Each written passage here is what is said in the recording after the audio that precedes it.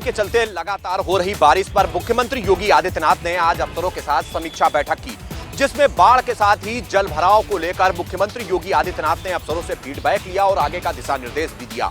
मुख्यमंत्री योगी आदित्यनाथ ने स्पष्ट किया कि ऐसे जिले जहां पर लगातार बाढ़ की समस्याएं हैं, वहां पर जो योजनाएं हैं उनको तेजी के साथ पूरा किया जाए। अफसर लगातार वहां पर तैनात रहें, रात्रि विश्राम भी वहीं पर करें और सबसे बड़ी बात यह है कि अगर वहां पर बाढ़ राहत चौकियां बनाई गई हैं तो उन पर पूरी व्यवस्थाएं रखें, स्वास्थ्य सुविधाएं बेहतर रहें, हर चीजों को लेकर लगातार ध्यान दिया जाए।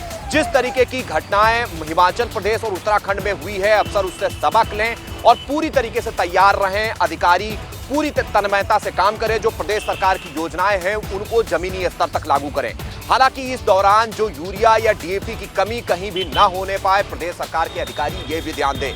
मुख्यमंत्री योगी आदित्यनाथ ने स्पष्ट किया है कि 24 घंटे कंट्रोल रूम काम करे। जिन जिलों में इस तरीके की समस्याएं हैं वहां अफसर त्वरित रूप से एक्शन लें।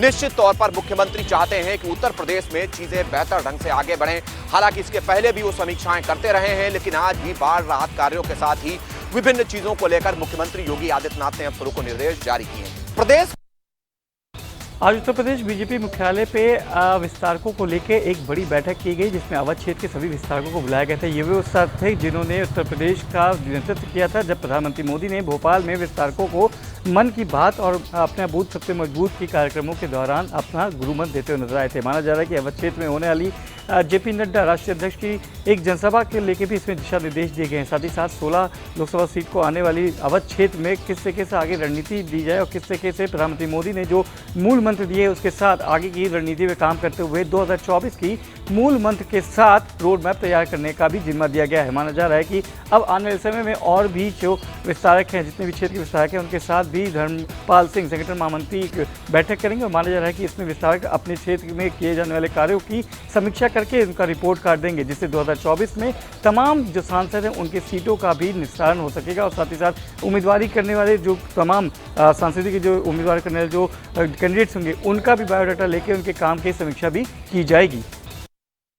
राजधानी लखनऊ को साफ सफाई और स्वच्छ बनाने को लेकर के डिप्टी सीएम ब्रजेश पाठक ने आज कड़े निर्देश जारी किए हैं। यानी साफ है कि अधिकारियों को निर्देश जारी किए गए, इसके साथ ही साथ में नालों की सफाई पूर्ण रूप से कराई जाए। इसके साथ उन्होंने यह भी निर्देश दिया है कि जहां भी मच्छर इत्यादि का उत्पन्न हो वहां पर प्रॉपर तरीके से छिड़काव कराया जाए, जिससे कि राजधानी लखनऊ में मिल रही लगातार शिकायतों का निवारण हो चुके। यानी साफ है कि जिस तरीके से डिप्टी सीएम ब्रजेश पाठक के पास आए दिन जो है इन सारी समस्याओं को लेकर के लगातार शिकायतें मिल रही हैं, इसको लेकर के अधिकारी कहीं ना कहीं लापरवाही बरत रहे थे, जिसके बाद आज डिप्टी सीएम ने कड़ी फटकार के साथ में उन अधिकारियों के साथ में कड़े निर्देश भी जारी किए हैं। राजधानी अपने 2 दिवसीय दौरे पर केंद्रीय मंत्री स्मृति ईरानी अमेठी पहुंची, जहां पर उन्होंने सबसे पहले पाली गांव में जा करके लोगों से मुलाकात किया और लोगों से जनसंवाद किया। वहीं जो है लोगों की शिकायतों को सुना और लोगों की शिकायतों का निराकरण भी किया। हम आपको बता दें कि केंद्रीय मंत्री स्मृति ईरानी अमेठी में लगातार जो है गांव-गांव जा रही हैं और लोगों के द्वार जा रही हैं, जिस तरह से लोगों से मुलाकात कर रही हैं और लोगों की समस्याओं को सुन रही हैं। कहीं ना कहीं 2024 को लेकर के हम कह सकते हैं कि केंद्रीय मंत्री स्मृति ईरानी लगातार जो है प्रयासरत हैं और 2024 को लेकर के कोई कोर कसर नहीं छोड़ना चाहती। केंद्रीय मंत्री स्मृति ईरानी जिस तरह से 2014 में अमेठी में सबसे पहले उन्होंने राहुल गांधी के खिलाफ चुनाव लड़ा था, जहां पर उनको मात मिली थी, लेकिन 2014 से लेकर के आज तक केंद्रीय मंत्री स्मृति ईरानी लगातार अमेठी में बनी रही है और अमेठी के विकास की बात करती रही। वहीं 2019 में केंद्रीय मंत्री स्मृति ईरानी ने राहुल गांधी को भारी मतों से हराया था और अमेठी में भगवा फहराया था। तब से लेकर के लगातार केंद्रीय मंत्री स्मृति ईरानी अमेठी के लोगों के बीच में बनी रहती हैं और लगातार अमेठी के विकास की बात करती हैं। वहीं अगर हम इस हफ्ते की बात करें तो इस हफ्ते में ये दूसरी बार केंद्रीय मंत्री स्मृति ईरानी अपने 2 दिवसीय दौरे पर आई हैं, जहां पर जगदीशपुर विधानसभा के जो है क्षेत्र के सुकुल बाजार ब्लॉक के कम से कम आधे दर्जन गाँव में जाकर के उन्होंने लोगों से मुलाकात किया और लोगों से जनसंवाद किया और वहीं लोगों की समस्याओं को जाना और लोगों की समस्याओं का निराकरण किया। तो हम सीधी तौर पे एक कह सकते हैं कि जिस तरह से 2024 नज़दीक है, केंद्रीय मंत्री स्मृति ईरानी जिसको लेकर के कोई कोर कसर नहीं छोड़ना चाहती है। जिले में हो रहे लगातार दलितों के पुलिसिया उत्पीड़न को लेकर आज सैकड़ों की संख्या में दलित जिलाधिकारी कार्यालय पहुंचे और सिटी मजिस्ट्रेट को पुलिस अधीक्षक व जिलाधिकारी के माध्यम से ज्ञापन सौंपा और वहीं 15 दिन का अल्टीमेटम जरूर दिया है कि इस पर कार्रवाई सुनिश्चित कराई जाए। आपको बताते चलें कि लगातार इन बीते 15 दिनों के अंदर तकरीबन दर्जन भर से ज़्यादा मौतें हो चुकी हैं, जिस पर जो थाना अध्यक्ष हैं, थाना इंचार्ज हैं, उस पर कार्रवाई नहीं, लीपापोती का काम जरूर कर रहे हैं, जिससे नाराज आज दलित समाज ने जिलाधिकारी कार्यालय पर धरना प्रदर्शन किया है। और वहीं सैकड़ों की संख्या में पहुंचे दलितों ने कहीं ना कहीं दलित उत्पीड़न के खिलाफ आवाज़ उठाई है। फिलहाल इस पूरे मामले पर जिलाधिकारी गंभीर जरूर हैं। अब फिलहाल अब देखना ये होगा कि इस पर कितना गंभीर होती है और क्या कार्रवाई करती है, ये देखने वाली बात हो। आजकल के युवाओं के सर पर गर्लफ्रेंड बनाने का शौक सर चढ़कर बोल रहा है। यही कारण है कि आजकल के युवा अपनी गर्लफ्रेंड्स को महंगे गिफ्ट दिलाना हो, महंगी जगह पर घुमाना हो, उन तमाम ज़रूरतों को पूरा करने के लिए कहीं ना कहीं जराइम की दुनिया की ओर रुख कर रहे हैं। एक ऐसा ही मामला आज राजधानी लखनऊ में देखने को मिला, जहां पर कृष्णानगर पुलिस ने ऐसे शातिर युवाओं को गिरफ्तार किया है जो कहीं ना कहीं अपने गर्लफ्रेंड्स के शौक को पूरा करने के लिए गाड़ियों को चोरी करते थे। चोरी करने के बाद उनसे मिले हुए पैसों के साथ वो अपने गर्लफ्रेंडों के साथ महंगे गिफ्ट साझा करते थे, महंगी जगहों पर घुमाते थे। आज उन्हीं युवाओं को गिरफ्तार किया गया है जो कहीं ना कहीं अब शातिर चोर बन चुके हैं, जिनके निशानदेही पर कृष्णानगर पुलिस ने 17 बाइक बरामद की हैं। हैरानी वाली बात यह है कि आखिर क्या वजह ऐसी है कि इस तरीके से युवा शौक पाल रहे हैं, जिसके कारण उनको जराइम की दुनिया की ओर रुख करना पड़ रहा है। यूपी एसटीएफ और चित्रकूट पुलिस को बड़ी सफलता मिली है। 3 अंतर्राज्यीय गांजा तस्करों को गिरफ्तार किया है। इन 3 गांजा तस्करों के पास से एक 4 पहिया गाड़ी व 1 कुंटल 53 किलो 500 ग्राम सूखा गांजा बरामद हुआ है। चित्रकूट पुलिस अधीक्षक वृंदा शुक्ला ने बताया है ये तीनों अंतर्राज्यीय गांजा तस्कर थे। बड़े पैमाने पर ये गांजा की सप्लाई किया करते थे। इसका इनपुट यूपी एसटीएफ को मिलता था। यूपी एसटीएफ और चित्रकूट पुलिस ने संयुक्त रूप से घेराबंदी करते हुए इन तीनों अभियुक्तों को चित्रकूट के बघौड़ा तिराहे के पास से गिरफ्तार किया है। तीनों अभियुक्तों के खिलाफ करवी कोतवाली में अभियोग पंजीकृत करने के बाद तीनों को जेल भेज दिया गया है। की मंशा है कि भ्रष्टाचार पर रोक लगे, लेकिन प्रशासन की मिलीभगत के चलते भ्रष्टाचार को रोकने में सरकार नाकाम साबित हो रही है। मामला छावनी विभाग का है, जहां पर ITI के नाम से झूठी रिपोर्ट दी गई। उसके बाद प्रथम अपीली अधिकारी के साथ जब निरीक्षण किया गया तो छावनी विभाग के वाटर ATM की रिपोर्ट दी गई। उसके बाद जनप्रहरी सचिव नरोत्तम शर्मा ने उस पूरे मामले को लेकर छावनी विभाग के अधिकारियों को शिकायत दर्ज करने की बात कही है और शिकायत न होने पर 156/3 के माध्यम से न्यायालय के माध्यम से मुकदमा दर्ज करने की बात कही है। अब इस पूरे मामले में देखने वाली बात यह होगी, इस पूरे मामले में छावनी विभाग के अधिकारियों पर क्या कार्रवाई होगी, क्या न्यायालय के माध्यम से कार्रवाई होगी या छावनी विभाग के अधिकारी उस कर्मचारी पर कार्रवाई करेंगे, ये देखने वाली बात होगी। बहराइच के नेपाल सीमावर्ती क्षेत्रों में धर्म परिवर्तन के मामले थमने का नाम नहीं ले रहे हैं। ताजा मामला कोतवाली नानपारा क्षेत्र के सिद्धनपुरवा का सामने आया है, जहां पर भोले भाले ग्रामीणों को असाध रोगों को ठीक करने का प्रलोभन देकर बड़े पैमाने पर धर्म परिवर्तन कराया जा रहा है। इस आशय का आरोप बजरंग दल के विभाग संयोजक दीपक श्रीवास्तव ने लगाया। उन्होंने बताया कि उन्हें सूचना मिली कि कोतवाली नानपारा के सिद्धनपुरवा में भोले भाले ग्रामीणों को असाध रोगों को ठीक करने का प्रलोभन दे करके बड़े पैमाने पर धर्म परिवर्तन कराया जा रहा है। इसकी सूचना उन्होंने पुलिस को दी और पुलिस के साथ उन्होंने उस गांव पहुंचकर हालात का जायजा लिया। उन्होंने बताया कि ईसाई मिशनरियों से जुड़े हुए लोगों ने उनसे और पुलिस से बदसलूकी की, दुर्व्यवहार किया। उन्होंने बताया कि इस तरह से जो लोग हैं, जो भोले भाले ग्रामीण हैं, बहुसंख्यक समाज के लोग हैं, उन्हें इकट्ठा करके उन्हें असाध रोगों को ठीक करने का प्रलोभन दे करके बड़े पैमाने पर धर्म परिवर्तन कराया जा रहा है। इस संबंध में CO नानपारा राहुल पांडे ने बताया कि इसकी सूचना मिली है। इस संबंध में बजरंग दल के विभाग संयोजक दीपक श्रीवास्तव की तहरीर पर 22 लोगों के विरुद्ध मामला दर्ज कर लिया गया है। उन्होंने बताया कि इस संबंध में पुलिस ने 22 लोगों के विरुद्ध प्राथमिकी दर्ज कर 11 लोगों को हिरासत में लेकर वैधानिक कार्रवाई शुरू कर दी है। ये कोई पहला मामला नहीं है। इसके पूर्व भी नेपाल सीमावर्ती क्षेत्रों के विभिन्न थाना क्षेत्रों में धर्म परिवर्तन के मामले सामने आते रहे हैं। पुलिस कार्रवाई भी करती रही है, इसके बावजूद भी धर्म परिवर्तन के मामले थमने का नाम नहीं ले रहे हैं।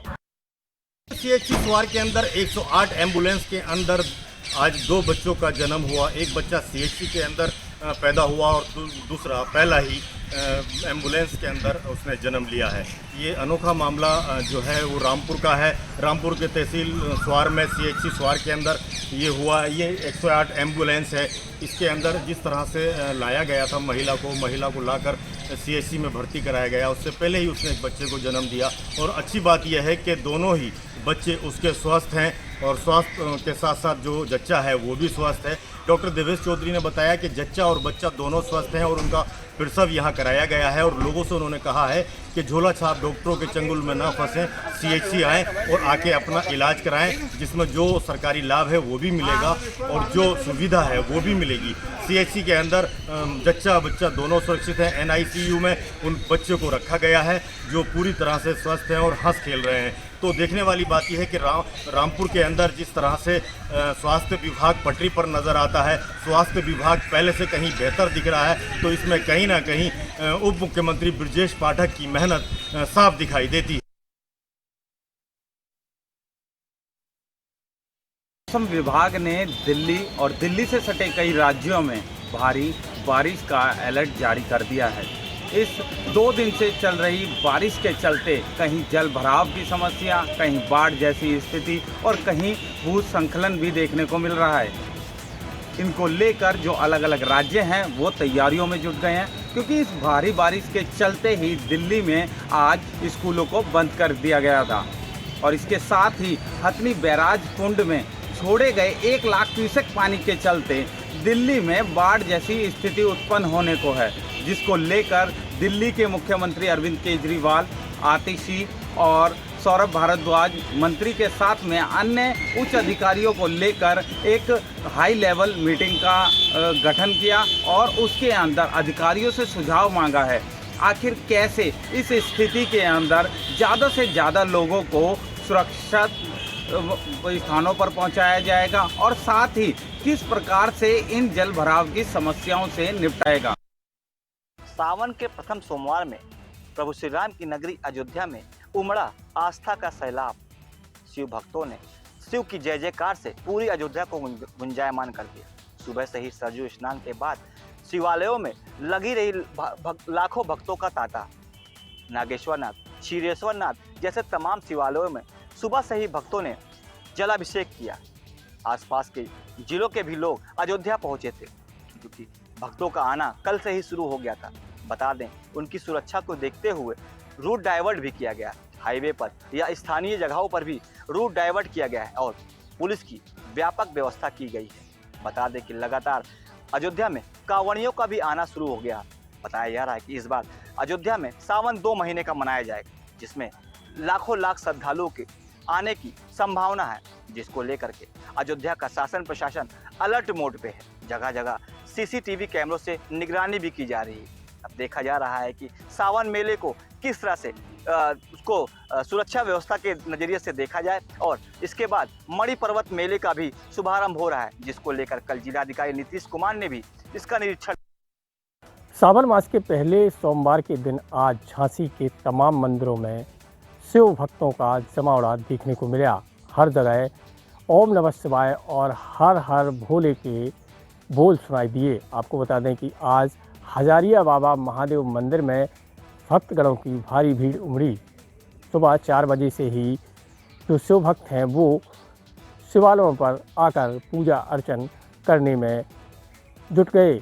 वहीं आपको बता दें कि इस दौरान सैकड़ों की संख्या में स्त्री पुरुष शिव भगवान की पूजा अर्चना करते दिखे। वहीं पौराणिक मान्यता के अनुसार हजारिया बाबा महादेव मंदिर में जो भी भक्तगण आता है उसकी मनोकामना पूर्ण होती है। इसी को लेकर जो शिव भक्त हैं वो अपने अपने तरीके से भगवान शंकर का पूजा अर्चन करते हैं। खासकर श्रावण मास के माह में पूजा अर्चन शिव भक्तों के द्वारा जोरदार तरीके से किया जाता है। वहीं आपको बता दें कि ज़िले में कांवड़ियाओं का आने जाने का भी सिलसिला अब शुरू हो गया है और शिव भक्त भगवान भोलेनाथ पर जो है नदियों से जल लाकर चढ़ा रहे हैं। इस दौरान प्रशासन के द्वारा भी व्यवस्थाएं चाक चौबंद दिखीं। सावन मास के पहले देखिए, आज सावन के प्रथम सोमवार पर पूर्वांचल के आस्था का केंद्र कहे जाने वाले त्रिलोचन महादेव मंदिर ब्रह्मेश्वर में मौजूद है, जहां पर सुबह से ही भक्तों का तांता लगा हुआ है। बारी बारी से भक्त लोग जलाभिषेक कर रहे हैं और बोल बम के नारे लगाकर भगवान महादेव का आशीर्वाद ले रहे हैं, क्योंकि आज सावन का प्रथम सोमवार है।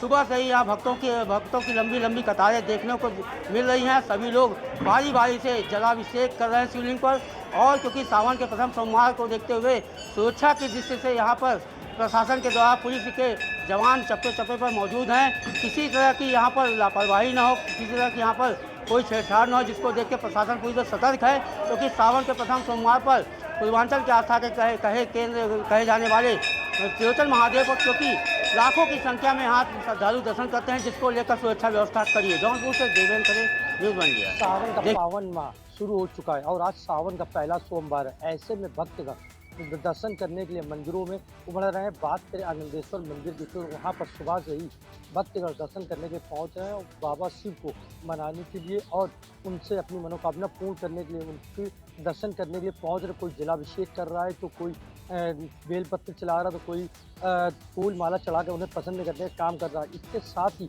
सुरक्षा व्यवस्था की बात की जाए तो उसकी भी काफ़ी व्यवस्था की गई है। लगातार बैरिकेडिंग लगाई गई, CCTV कैमरे नजर रखी जा रही है, पुलिस के जवान तैनात हैं। 4 लाइनें बनाएंगी, 2 लाइन से जाने का और 2 लाइन से मंदिर में दर्शन करने के बाहर निकलने का रास्ता बनाया गया है। किसी भी तरह की कोई भगदड़ ना हो, किसी भी तरह की भक्त को दर्शन करने में कोई दिक्कत ना हो, इसके लिए सारी व्यवस्थाएं की गई हैं।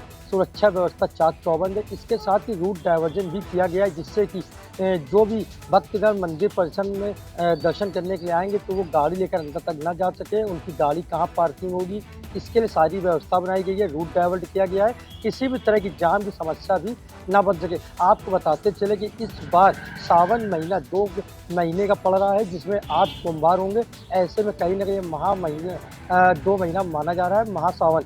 सबसे बड़ी बात यह है कि इस बार जो 8 सोमवार पड़ रहा है तो भक्तगण जो है वो 8 सोमवार तक व्रत रह सकेंगे और उनकी मनोकामना पूर्ण होगी।